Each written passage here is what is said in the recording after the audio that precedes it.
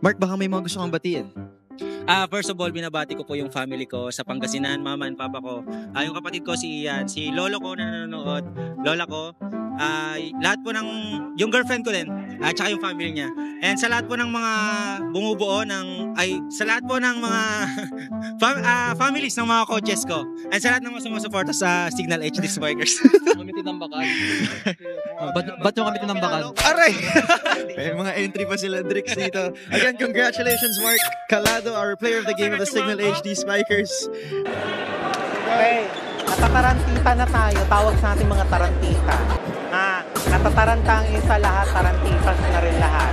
Guys, wala pa akong tulog. Please lang, uwi na tayo. Go na! Let's go! Raise the watch! Raise the four girls. 1, 2, 3, 1, 2, 3. Buhay pambola. Chris Cross with another chance here. And a little miscommunication there. Isai and Jude Garcia just did a collision.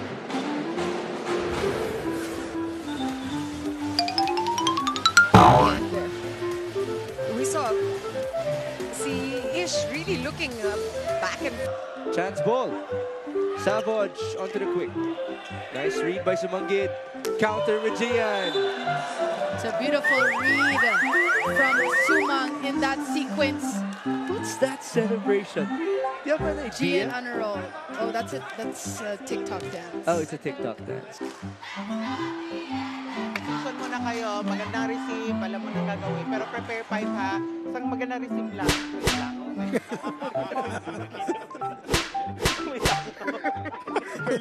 Nga naman.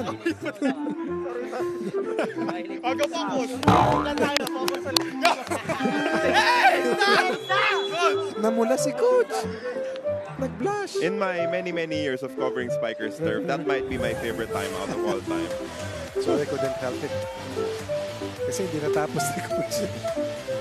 Merong gate crasher doon. Pag nakapunto sila dito, best player of the game yung langaw. Okay,